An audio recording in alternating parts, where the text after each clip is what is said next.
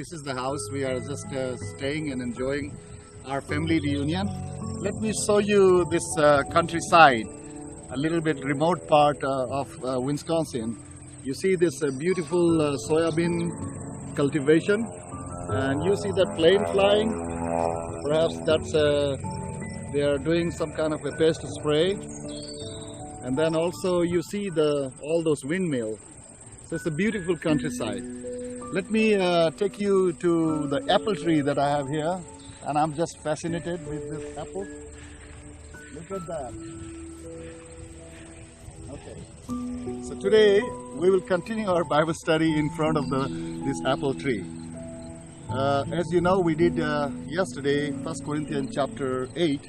We'll continue in 1 Corinthians chapter 9. If you remember me, I told this church in the first century, the church at Corinth had many kinds of struggles, many challenges, as human they are and as human we are even today. But thank God that the church at Corinth faced all these difficulties, and Paul had to address those issues. And so we have a letter written by Paul explaining about what kind of a polity, what kind of a care that church should be given, what kind of an answer that church should be given in their times of struggle.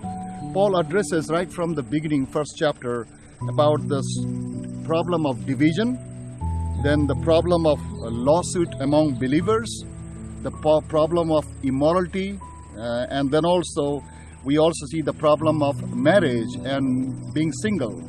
How should get married and whether we should live singles, those are the issue.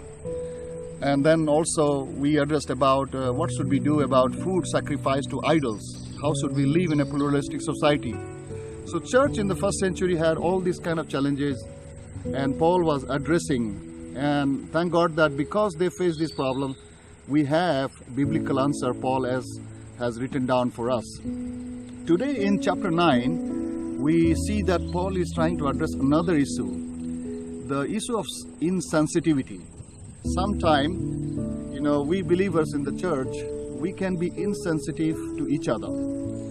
Paul, as you know, he was a tent maker, and there were other Christian workers. But somehow, because Paul was a tent maker, the church never understood that he had also his own needs. Yes, he was supporting himself by working hard. But according to Paul, in order to be fair and righteous, you need to pay the workers their job, their salary, whatever they deserve. They have authority, they have right to be paid for the work. It seems the church at Corinth, they were paying others, but they were not paying well to St. Paul.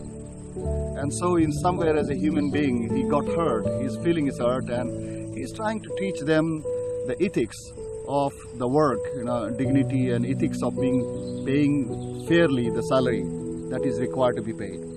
So he goes on to say in chapter 9 verse 1, am I not free? Am I not an apostle? Have I not seen Jesus our Lord? Are you not the result of my work in the Lord? Even though I may not be an apostle to others, surely I am to you, for you are the seal of my apostleship in the Lord.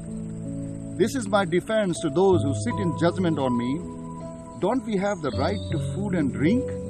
Don't we have the right to take a believing wife along with us, as do the others, apostles and the Lord's brothers and Cephas? Or is it only I and Barnabas who must work for a living? Who serves as a soldier at his own expense? Who plants a vineyard and does not eat of its grapes? Who tends a flock and does not drink of the milk? Do I say this merely from a human point of view? Doesn't the law say the same thing? For it is written in the law of Moses, do not muzzle an ox while it is treading out the grain. Is it about oxen that God is concerned? Surely he says this for us, doesn't he? Paul is hurt because in verse 12 he says, if others have his right, look at that verse. He says, if others have his right of support from you, shouldn't we have it all the more? See, I'm the one who has planted you as a church. I'm the one who is giving you pastoral care. I'm the one who is taking care of your spiritual life. And how dare some of you that you just don't, you are not at all sensitive to our needs, our food, our shelter, our future security. You all are living so well for yourself, but you're not giving anything. Paul was basically concerned that they were not having the sense of responsibility towards their own pastors, towards their own apostles. Now, I want you to be also not misunderstand him, because Paul is not greedy for money. You know, remember the way he wrote in Philippians. He says, I know what is to be in need in Philippians chapter 4, verse 12. I know what it is to be in need. I know what it is to have plenty.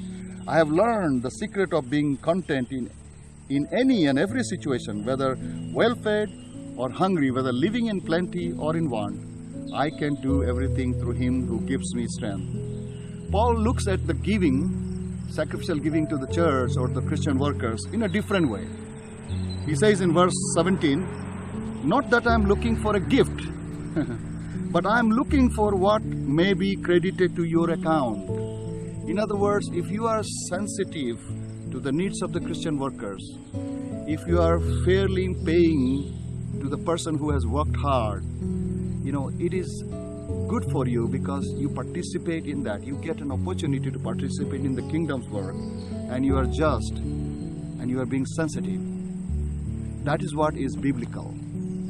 Church, sometimes we can be insensitive to our Christian workers, to our pastors, and we do not pay them fairly. While we will demand in our secular works, we will demand fair salary from our boss, our company, but we don't pay fairly to our own Christian workers who are serving the Lord. I hope this makes you a little bit clear about what Paul is trying to say in 1 Corinthians chapter 9. We'll continue this study, the rest of the chapter. As for today, may God bless you and help you to live sensitive to others' needs. Blessings.